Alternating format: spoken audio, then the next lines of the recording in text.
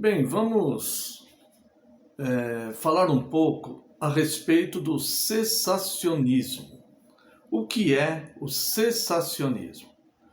Mas para que nós possamos entender o que é o cessacionismo, primeiro nós precisamos entender o que ele não é.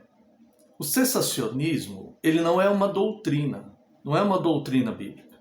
Algumas pessoas elas questionam e falam assim, mostra aí uma passagem, um versículo dizendo os dons cessaram. Então, o cessacionismo ele não é uma doutrina, tá? Não existe um versículo dizendo os dons cessaram. O que é o cessacionismo?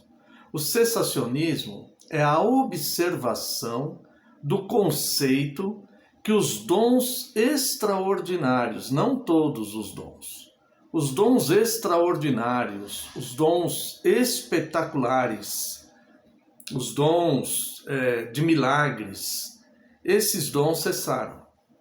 É a observação que esses dons existiram em alguns momentos da Bíblia, tá? Mas não em todos.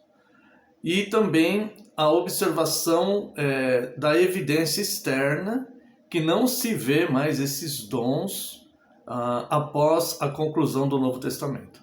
Então, os dons espetaculares, os dons extraordinários, nós vemos nos dias de Moisés, no ministério profético de Elias e Eliseu, no ministério terreno do Senhor Jesus Cristo, e no ministério apostólico, na organização da igreja, no começo da organização da igreja. Os apóstolos e seus cooperadores tiveram esses dons extraordinários, de fato, à sua disposição. Tá? Então, o cessacionismo ele não é uma doutrina, mas a observação que esses dons, os dons extraordinários, cessaram. Por que é importante nós defendermos o cessacionismo? Porque o cessacionismo, ele preserva a soberania e a glória de Deus. Enquanto que o continuismo, aquela crença que existem pessoas ainda capacitadas com esses dons, ele transfere a soberania e a glória de Deus para o homem, mesmo que essa não seja a intenção desses irmãos sinceros que acreditam no continuismo. Mesmo que não seja, isso nem passa pela cabeça deles. Tá? Mesmo que as pessoas que dizem ter esses dons, mesmo que elas atribuam isso a Deus, falam, não, eu tenho esse dom, mas é Deus que fez, é Deus que faz através de mim e tal. Mesmo que atribua isso a Deus, o continuismo, ele tira a glória e a soberania de Deus e transfere no homem. Isso é evidente que isso acontece porque quando se sabe que determinado homem tem um dom de cura, as pessoas vão procurar este homem. As pessoas elas não exercem a fé no Deus invisível, elas mesmas orando, pedindo a Deus, pedindo aos irmãos que orem, e tal como é a prática da igreja, orar uns pelos outros, né, pelas enfermidades. Mas vão neste homem, depositam fé que este homem possui esse dom e vai curá-lo. Tá? Também a questão das revelações.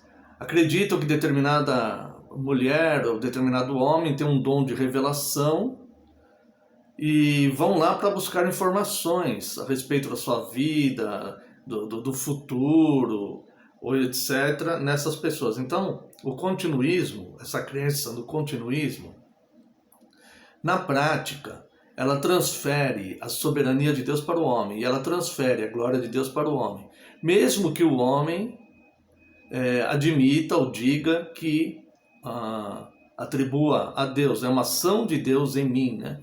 Mas torna aquela figura ali humana necessária para que haja cura, para que haja a revelação esperada. Tá?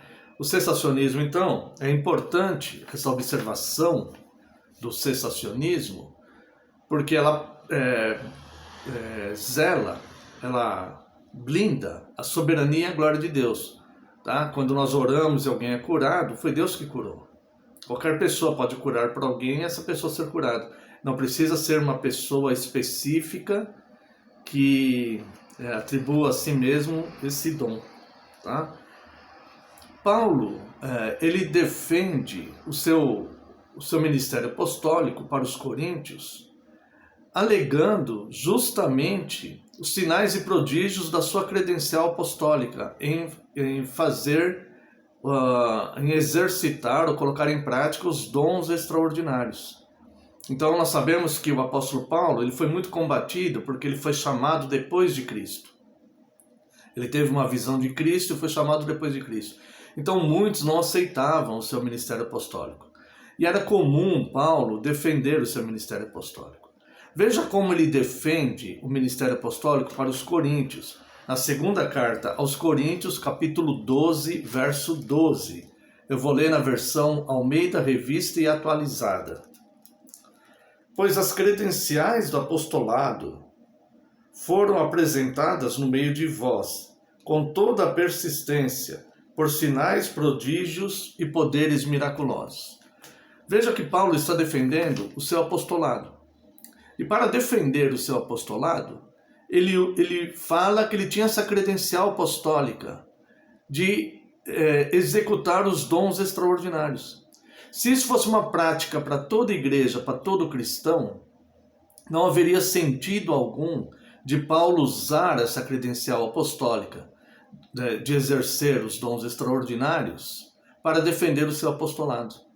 Isso ficaria totalmente sem sentido.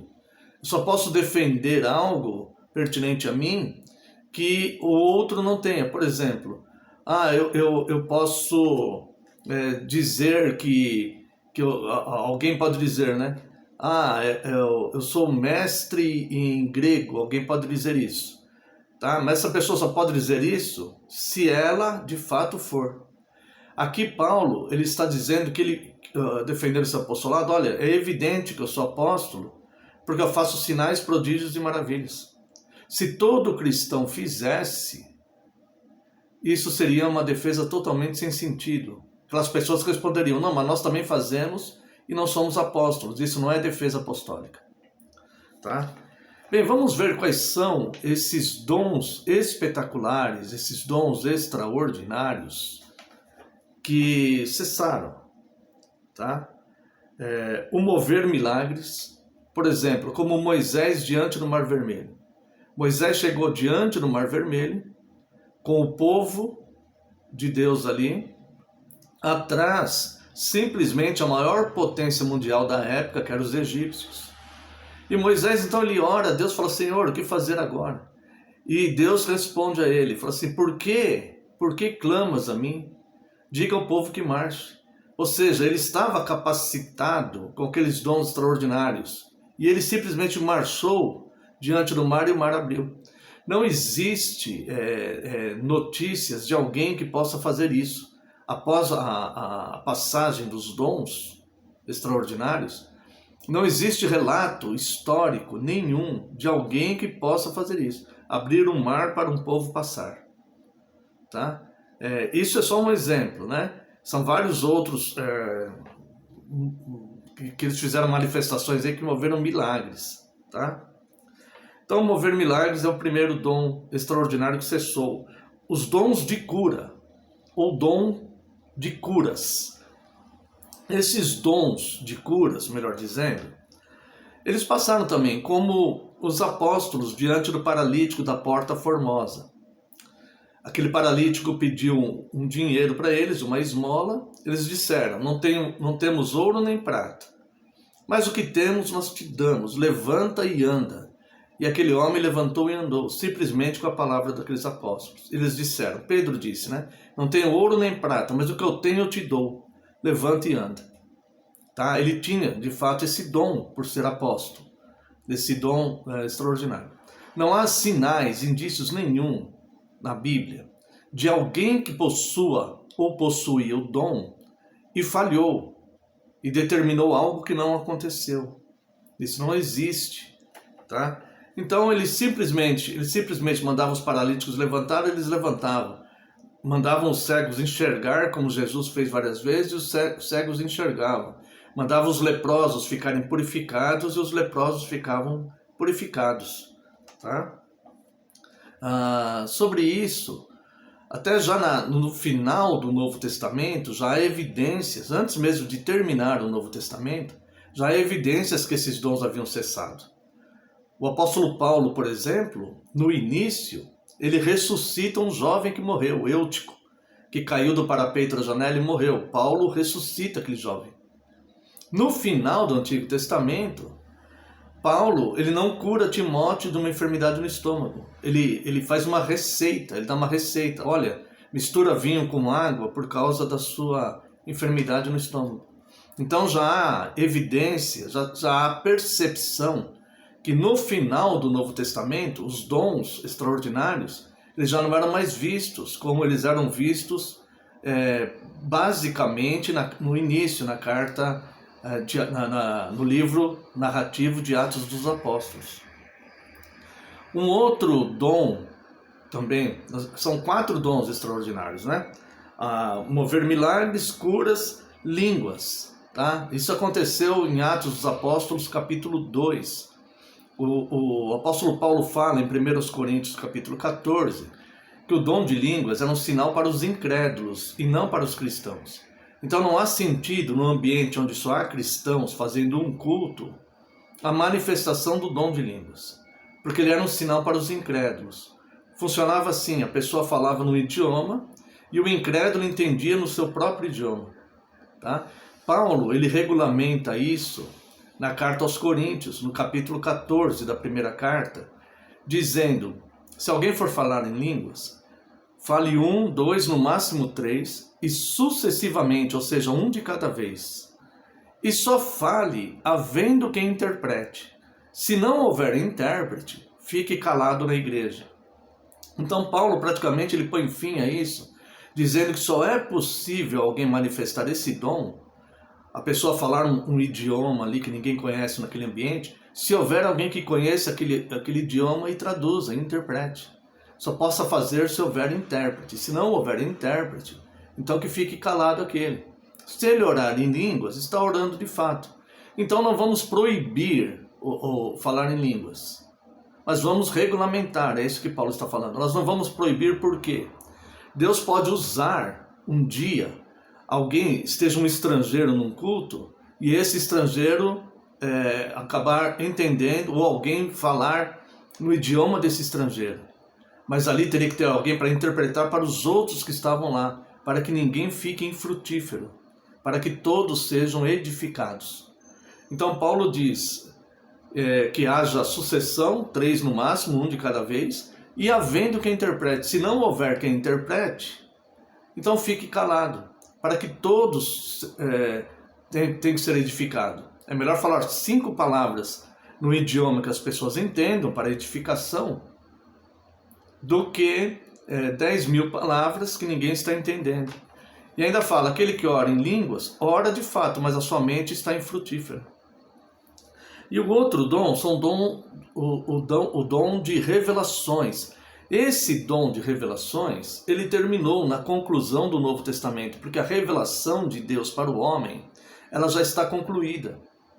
Tá? O que nós precisamos agora é o Espírito Santo nos iluminar para entendermos a revelação bíblica. Tá? Sobre isso, nós vemos em Hebreus capítulo 1, sobre a questão das revelações. Hebreus capítulo 1, versos de 1 a 3.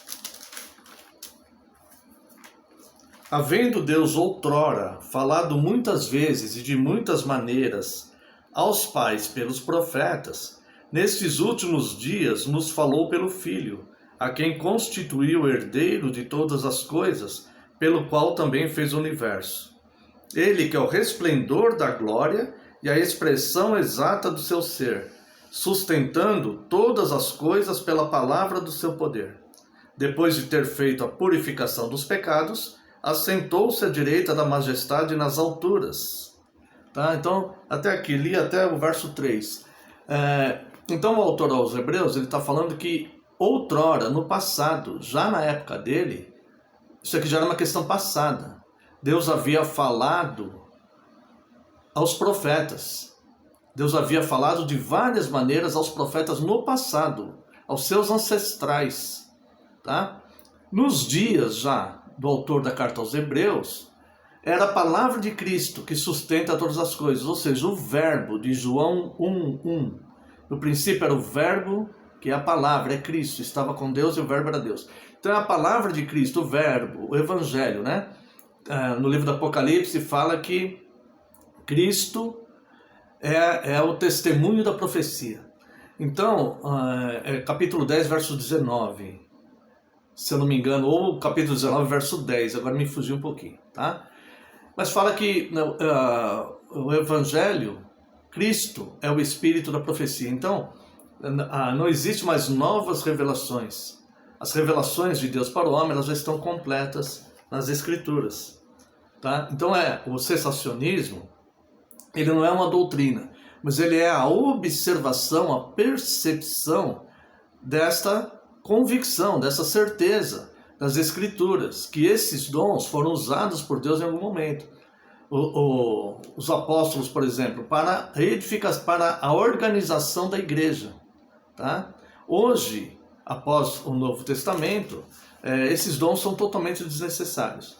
Eu só quero terminar dizendo que, ao dizermos que os dons extraordinários cessaram, nós não estamos dizendo que todos os dons cessaram.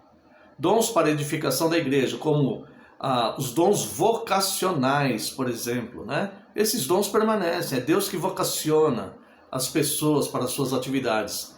Toda dádiva e todo dom perfeito vem do alto do Pai das luzes, em quem não há sombra de variação. Tiago, capítulo 1, verso 17. Então, são só os dons extraordinários que cessaram, e não os dons vocacionais. E também quero deixar bastante importante entender que o cessacionismo, ele não ensina que os milagres acabaram. Não, Deus continua fazendo milagres. Deus pode ressuscitar mortos, levantar paralíticos, fazer cegos enxergarem, abrir o mar, dar um grande livramento para alguém sofrer um acidente, sobreviver miraculosamente. Os milagres, eles continuam acontecendo, mas é Deus que faz. O que não existe mais é a figura de uma pessoa capacitada com esses dons. O próprio Deus move esses dons no meio do seu povo ou aonde Ele quiser. Isso é o cessacionismo, a percepção do conceito que os dons espetaculares, não todos, e não os milagres, mas os dons extraordinários cessaram. Que Deus abençoe sua vida.